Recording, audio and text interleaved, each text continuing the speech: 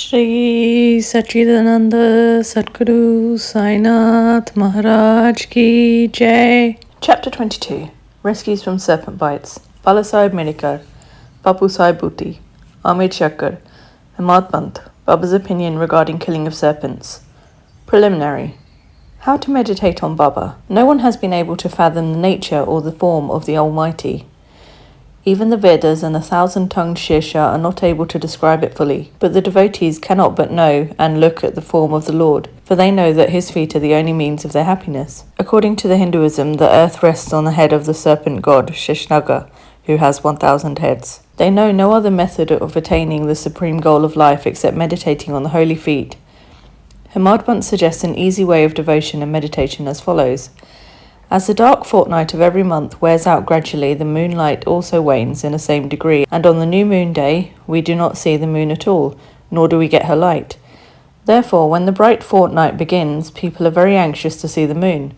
On the first day the moon is not seen, and on the second day also she is not clearly visible. Then the people are asked to see the moon through an opening between the two branches of a tree, and when they begin to see through this aperture eagerly, and after concentrating, the distant small crescent of the moon comes, to their great delight, within their ken. Following this clue, let us try to see Baba's light. Look at Baba's posture, how fine it is. He is sitting with his legs folded, the right leg held across the left knee. The fingers of his left hand are spread on the right foot. On the right toe are spread his two fingers, the index and the middle ones. By this posture, Baba means to say, as it were, if you want to see my light, be egoless and most humble and meditate on my toe through the opening between the two branches, index and middle fingers, and then you will be able to see my light. This is the easiest means of attaining devotion. Now let us turn for a moment to Baba's life.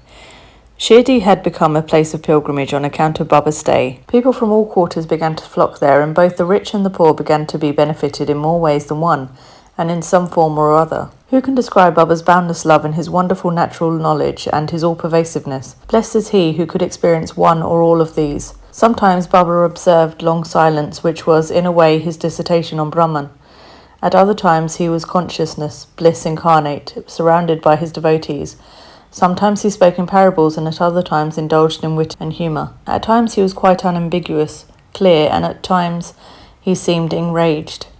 Sometimes he gave his teachings in a nutshell, at other times he argued at length. Many a time he was very plain. In this way he gave varied instructions to many according to their requirements. His life was therefore inscrutable, beyond the ken of our mind, beyond our intellect and speech. Our longing to see his face, to talk with him and hear his leelas was never satisfied. Still we were overflowing with joy. We can count the showers of rain, encircle, tie the wind in a leather bag, but who can gauge or measure his leelas? Now we deal here with one aspect of them, viz. how he anticipated or forestalled the calamities of his devotees and warded them off in time. Bala Sahib Medikar. Bala Sahib Medikar, son of Siddharth Kaka Sahib Medikar, was Mamlatdar of Gopakraon. He was going on tour to Chitali. On the way he came to Shirdi to see Sai Baba. When he went to the masjid and prostrated himself before Baba, usual conversation regarding health and other matters commenced, when Baba sounded a note of warning as follows. Do you know our Dwarkamai? As Bala Sahib did not understand, he kept quiet. Baba continued, This is our Dwarkamai, where you are sitting. She wards off all dangers and anxieties of the children who sit on her lap.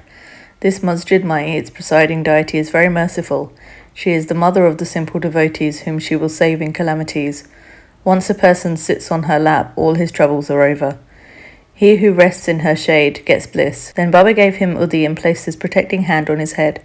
When Bala Sahib was about to depart, he again said, Do you know the Lamba Baba, long gentleman, viz. Serpent? And then closing the left arm like a fist, he brought it near the right elbow, and moving his left arm like the hood of a serpent, he said, He is so terrible, but what can he do to the children of Dwarkamai? When the Dwarkamai, its presiding deity, protects, what can the serpent do? All who were present there were curious to know the meaning of all this and its reference to Medikar, but none had the courage to ask Baba about this.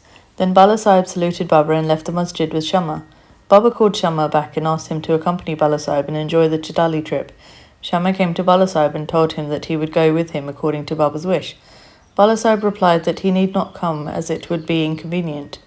Shama returned to Baba and told him what Bala Sahib said to him. Baba said, All right, do not go. We should mean well and do well. Whatever is destined to happen will happen. In the meanwhile, Bala Sahib thought over it again. and called Shama, asking him to accompany him. Then Shama, going again to Baba and taking his leave, started with Bala Sahib in the Dunga. They reached Chitali at 9 p.m. and encamped in the Maruti temple. The office people had not come, so they sat quiet in the temple, talking and chit-chatting. Bala Sahib was sitting on a mat reading a newspaper. His upparani, uppadota, was spread across his waist, and on a part of it a snake was sitting unobserved. It began to move with a rustling sound, which was heard by the peon. He brought a lantern, saw the snake, and raised an alarm. "Serpent! Serpent!" Bala Sahib was frightened and began to quiver. Shama was also amazed. Then he and others moved noiselessly and took sticks and clubs in their hands. The snake got down slowly from the waist and it moved away from Bala Sahib. It was immediately done to death. Thus this calamity which was prophesied by Baba was averted, and Bala Sahib's love for Baba was deeply confirmed. Bapu Sahib Bhuti. A great astrologer named Nana Sahib Bengali told one day Bapu Sahib Bhuti, who was then in Shirdi, "Today is an inauspicious day for you. There is danger to your life." This made Bapu Sahib restless. When they, as usual, came to masjid, Baba said to Bapu Sahib, "What does this Nana say? He foretells death for you? Well, you need not be afraid. Tell him boldly, 'Let us see how death kills.'"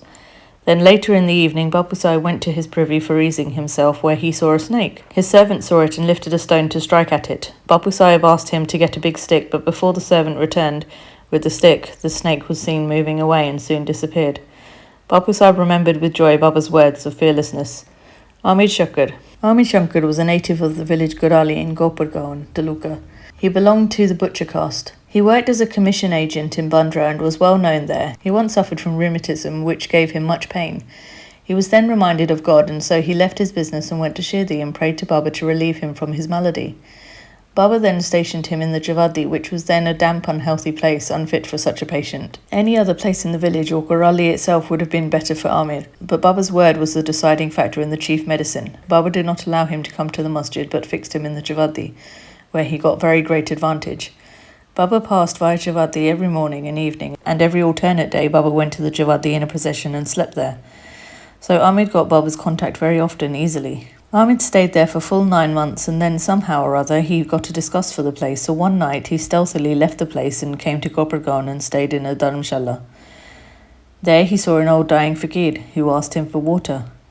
Amir brought it and gave it to him. As soon as he drank it, he passed away. Then Amir was in a fix. He thought that if he went and informed the authorities, he would be held responsible for the death, as he was the first and sole informant, and knew something about it.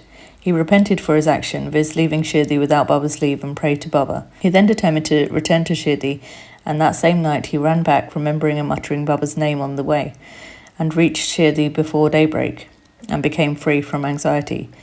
Then he lived in the Javadi in perfect accordance with Baba's wishes and orders, and got himself cured. One night it so happened that Baba cried at midnight, "Oh, Abdul, some devilish creature is dashing against the side of my bed." Abdul came with a lamp, examined Baba's bed, but found nothing. Baba asked him to examine carefully all the place and began to strike ground with his sadka. Seeing this leela of Baba, Amir thought that Baba might have suspected some serpent had come there. Amir could know by close and long contact the meaning of Baba's words and actions. Baba then saw near Amir's cushion something moving. He asked Abdul to bring in the light, and when he brought it, he saw the coil of serpent there, moving its head up and down. Thereupon the serpent was immediately beaten to death. Thus Baba gave timely warning and saved Amir. Himatbant, Scorpion and Serpent. At Baba's recommendation, Kaka Sahib Dixit was daily reading the 2 works of Shri Eknath Maharaj, viz. Bhagwat and Bhagavata Ramayana, and Himatbant had the good fortune to be one of the audience when the reading of the works was going on. Once when a portion from the Ramayana relating to Hanuman's testing Rama's greatness according to his mother's instructions was being read, all the listeners were spellbound. Himatbant was one of them. A big scorpion, none knew where it came from, jumped and sat on the right shoulder of Himatbant on his upparani, uppadota. First it was not noticed, but as the Lord protects those who are intent on hearing his stories, he casually cast a glance over his right shoulder and noticed it. It was dead silence, not a bit moved here or there. It seemed as if it also enjoyed the reading. Then, by the Lord's grace, Himatbant, without disturbing the audience, took the 2 ends of his dhotar, folded them and brought them together, enclosing the scorpion within.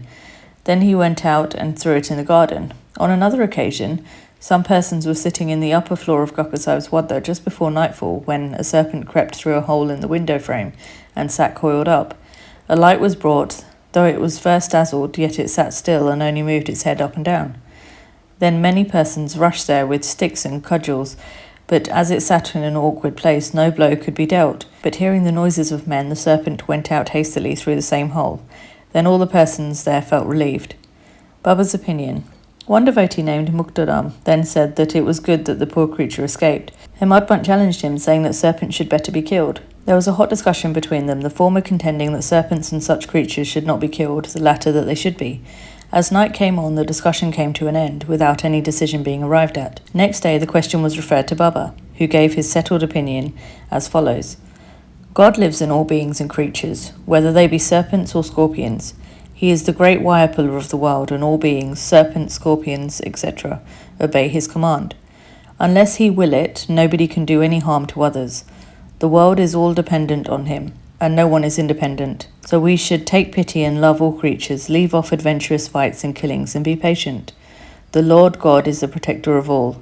Bow to Shri Sai, peace be to all. Shri Satchidananda Sadguru Sai Nath Maharaj Ki Jai.